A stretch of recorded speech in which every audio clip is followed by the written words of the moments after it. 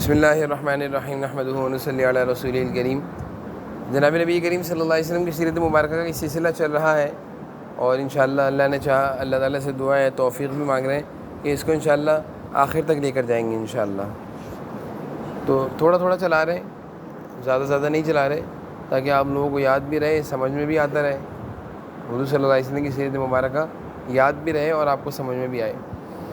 تو گزشتہ جو سیرت کا درس ہوا تھا، اس درس میں نے آپ کو بتایا تھا، ذرا توجہ سے سنیے گا تاکہ آپ کو پچھلے دروس یاد آ جائیں، کہ مشرکین کی طرف سے حضور اکرم صلی اللہ علیہ وسلم کی بہت سخت مخالفت شروع ہو گئی تھی،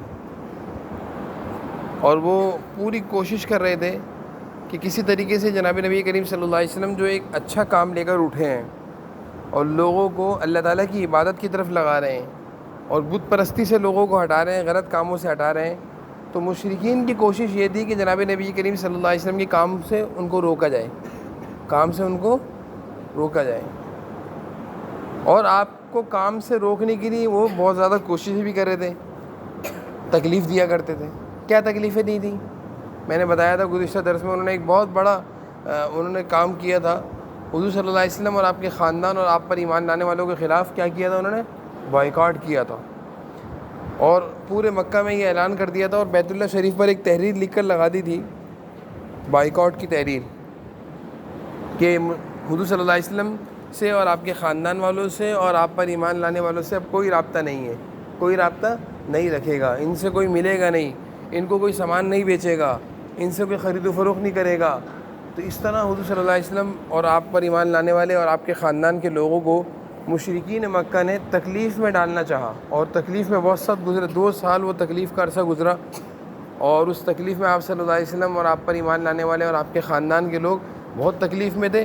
کوئی چیز کھانے پینے کی نہیں تھی، کھانے پینے کی چیز کوئی دیا نہیں کرتا، بچے بھوک سے رویا کرتے تھے، تڑپا کرتے تھے تکلیف کی وجہ سے، بھوک کی وجہ سے، اور یہاں تک بھی روایت میں آتا ہے، سیرت کی کتابوں میں آتا ہے کہ کھانے پینے کا کچھ نہیں تھا، درخت کے پتے بھی کھائے ہیں ان دنوں میں صحابہ، اور آپ صلی اللہ علیہ وسلم کے خاندان کے لوگوں نے کیا کھائے ہیں؟ درخت کے پتے کھائے ہیں، وہ چبائے ہیں۔ کیوں؟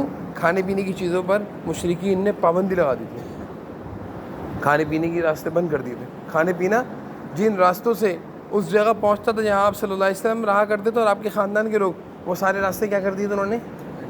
جیسے آپ کو معلوم ہوگا فلسطین میں مسلمان ہیں نا، مسلمان، فلسطین ایک ایسا علاقہ ہے جہاں پہ بیت المقدس ہے، مسجد اقصیٰ ہے، جس طرح بیت اللہ شریف کی طرف ہم رخ کر کے نماز پڑھتے ہیں، اللہ تعالیٰ نے اسی طرح ایک قبلہ اور بنایا ہوا ہے، وہ کہاں پہ ہے؟ فلسطین میں۔ کدھر ہے وہ؟ بولے سارے۔ تو فلسطین میں جو مسلمان ہیں ان پر ظلم کر رہے ہیں یہودی، اور وہ ظلم کس طرح کر رہے ہیں؟ ان پر بم برسا رہے ہیں، اور ان کے لیے کیا کیا انہوں نے؟ وہی کام کیا جو حضور صلی اللہ علیہ وسلم کے لیے مشرکین مکہ نے کیا تھا، کہ ان تک پہنچنے والے جو راستے ہیں جہاں سے ان کا کھانا پینا پہنچتا ہے، وہ سارے راستے کیا کر دیے؟ بند کر دیے۔ جہاں پہ فلسطینی رہتے ہیں، جن علاقوں میں فلسطینی مسلمان جہاں رہتے ہیں، جن علاقوں میں، ان علاقوں تک پہنچنے کے جو راستے ہیں کھانے پینے کے سامان کے، وہ ساری گلیاں، وہ سارے راستے یہودیوں نے بند کر دیے، لائٹ بھی بند کر دی، بجلی بھی کاٹ دی، اور پانی بھی بند کر دیا کہ گھروں میں پانی بھی نہیں آ رہا۔ تو اس وقت فلسطینی مسلمان بھی تکلیف میں ہیں، اور یہی تکلیف، بلکہ اس سے کئی گنا زیادہ تکلیف جناب نبی کریم صلی اللہ علیہ وسلم کو مشرکین مکہ نے دی تھی، جو آج یہودی فلسطین کے مسلمانوں کو دے رہے ہیں۔ سمجھ میں آ رہی میری بات؟ آ رہی میری بات سمجھ میں سب کو؟ یہ میں نے آپ کو گزشتہ درس میں ایک بات بتائی تھی، تفصیلی درس یہ گزر چکا ہے۔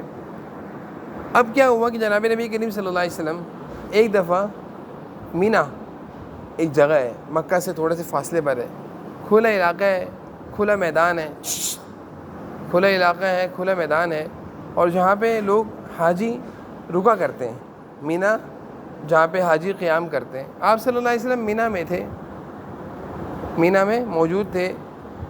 مشرکین مکہ کے جو مشرکین تھے حضور صلی اللہ علیہ وسلم کے پاس آئے، 3-4 بڑے بڑے سردار، اس میں ابو جہل بھی تھا اور بہت سارے تھے، اور انہوں نے آ کر حضور صلی اللہ علیہ وسلم سے مطالبہ کیا چاند کی طرف دیکھ کر۔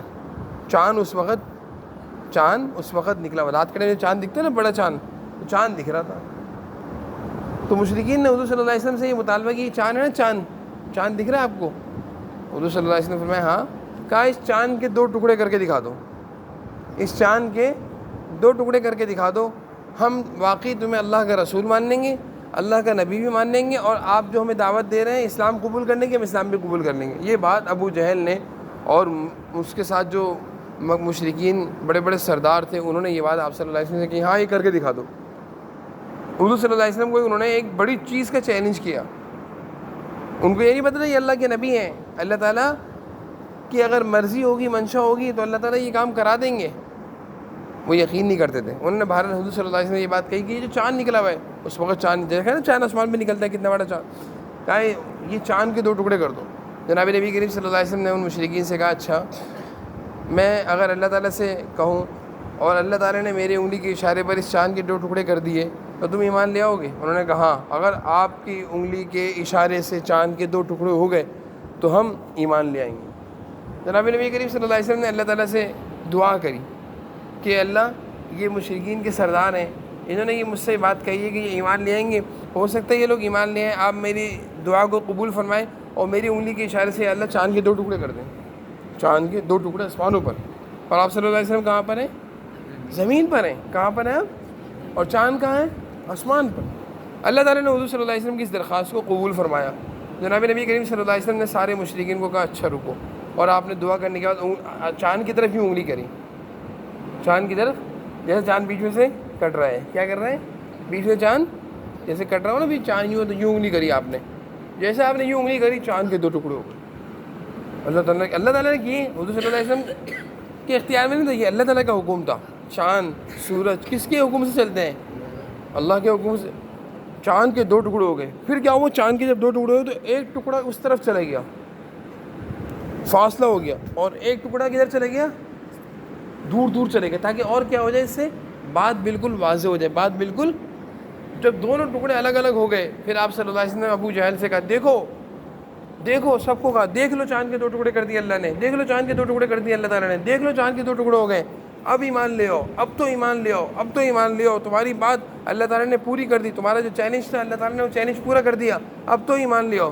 لیکن ابو جہل اور دیگر جو مکہ کے سردار تھے, یہ سارے حضور صلی اللہ علیہ وسلم کی شان میں گستاخی کرنے والے تھے, بے ادب تھے, جھوٹے تھے, بات کہتے تھے بعد میں مکر جاتے تھے.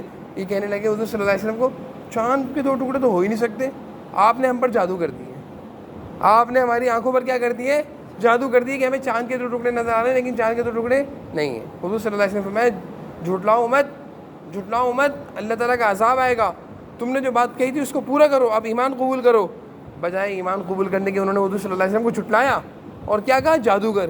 کیا آپ نے چاند پر جادو کر دیے؟ آپ نے چاند پر جادو کر دیے, چاند ہماری آنکھوں میں چاند 2 نظر آ رہے ہیں, چاند کے 2 ٹکڑے نہیں ہو سکتے. آپ کا جادو تو زمین پر چلا کرتا تھا, اب آپ کا جادو کہاں چل رہا ہے؟ آسمان پر چل رہا ہے. اور یہ کہہ کر ابو جہل وغیرہ حضور صلی اللہ علیہ وسلم کی بات کو ماننے سے منکر ہو گئے اور چلے گئے. کتنی بڑی بات تھی. اولاً تو اس طرح کا مطالبہ کرنا, فرمائش کرنا, یہ اچھی بات نہیں ہے. اللہ کے نبی سے فرمائش کر رہے ہیں ایمان لانے کے لیے, کسی بھی چیز کو پورا کرنے کے لیے فرمائش کرنا یہ اچھی بات نہیں ہے. لیکن حضور صلی اللہ علیہ وسلم نے ان کی فرمائش کو اس لیے پورا کیا, اللہ تعالیٰ سے دعا کری کہ ہو سکتا ہے یہ لوگ ایمان لے آئیں, لیکن ایمان پھر بھی یہ لوگ نہیں لائے, ایمان نہیں لائے. تو یہ چاند کے 2 ٹکڑے تھوڑی دیر رہے, پھر چاند دوبارہ آ گیا اپنی اصلی شکل پر, چاند دوبارہ ہو گیا.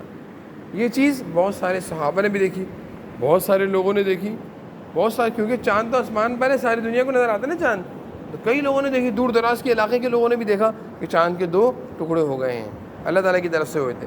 بہرحال یہ اتنا بڑا ان کا مطالبہ تھا, اسلام قبول کرنے کے لیے ایک شرط لگائی تھی کہ یہ کام کر کے دکھا دو, ہم اسلام قبول کر لیں گے.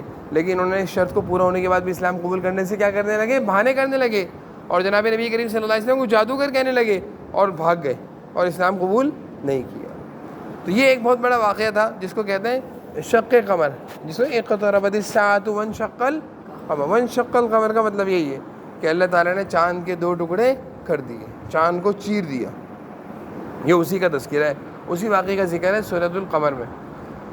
پھر آپ صلی اللہ علیہ وسلم اپنے کام میں مصروف تھے, لوگوں کو دین کی دعوت, دین کا پیغام, اللہ کا پیغام لوگوں کو پہنچا رہے تھے.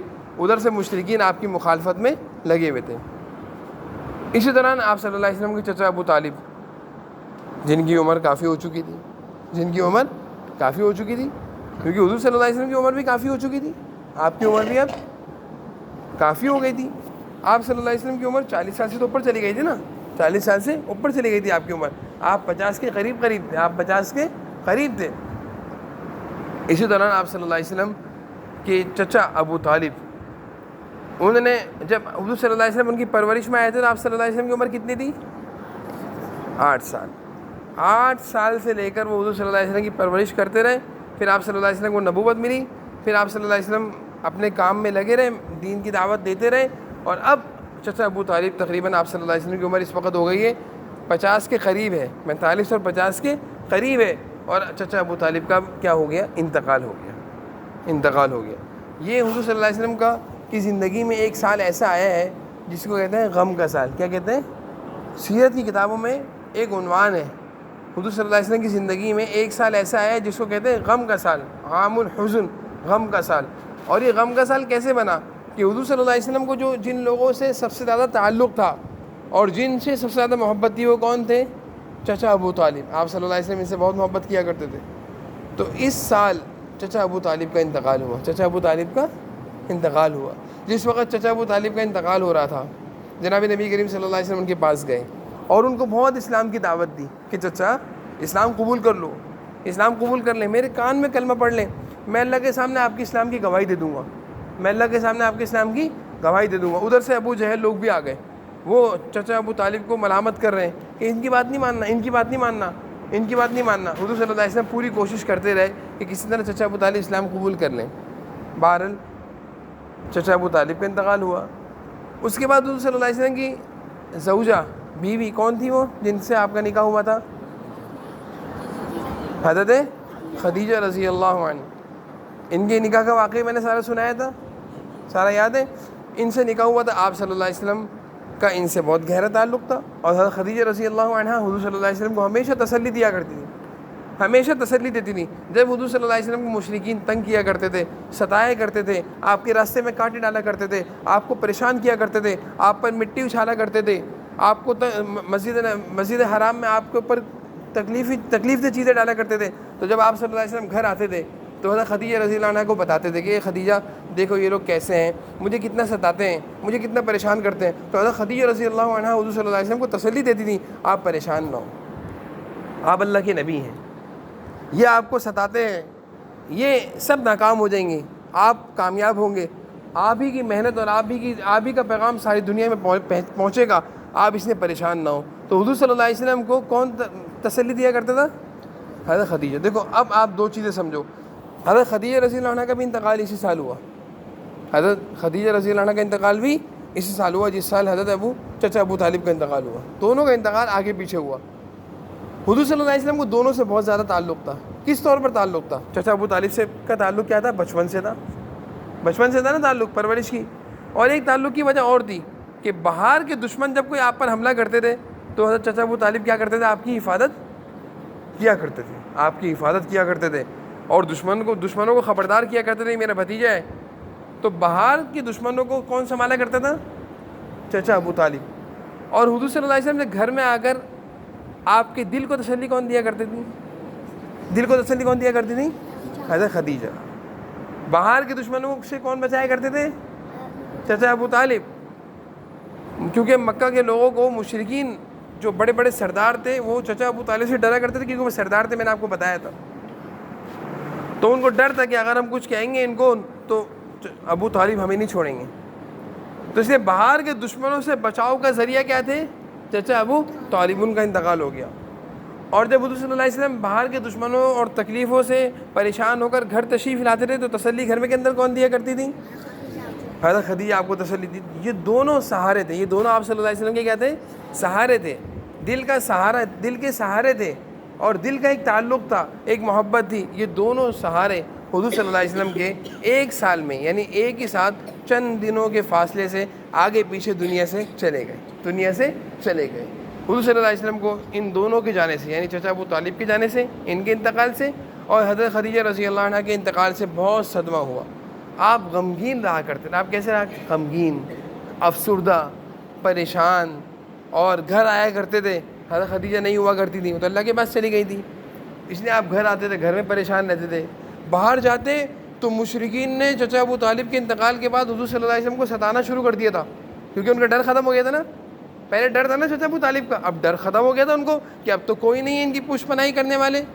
تو اس لیے اب مشرکین نے حضور اکرم صلی اللہ علیہ وسلم کو چچا ابو طالب کے انتقال کے بعد ستانا شروع کر دیا تھا، تکلیفیں دینا شروع کر دی تھی. تو باہر سے بھی تکلیفیں بڑھ گئی تھیں، اور جب گھر کے اندر آتے تھے جہاں تسلی ملا کرتی تھی وہاں پہ بھی وہ تسلی دینے والی، بولو تسلی دینے والی چلی گئی تھی. اس لیے حضور صلی اللہ علیہ وسلم دونوں کے انتقال کے بعد بہت زیادہ غمگین رہا کرتے تھے، بہت صدمے میں رہا کرتے تھے، خاموش رہا کرتے تھے، افسردہ رہا کرتے تھے.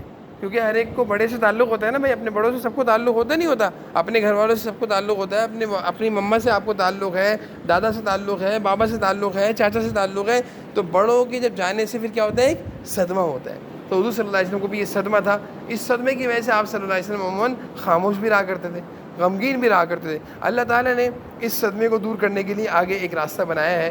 وہ راستہ کیا تھا کہ اللہ تعالیٰ نے آپ کو آسمانوں پر بلایا ہے. انشاءاللہ وہ واقعہ معراج میں انشاءاللہ اگلے درس میں یا اس سے اگلے درس میں آپ کو بتاؤں گا انشاءاللہ کہ اللہ تعالیٰ نے آپ کے صدموں کو دور کرنے کے لیے کس طرح کا آپ کو اپنے پاس بلایا اور آپ کے صدمے دور کیے.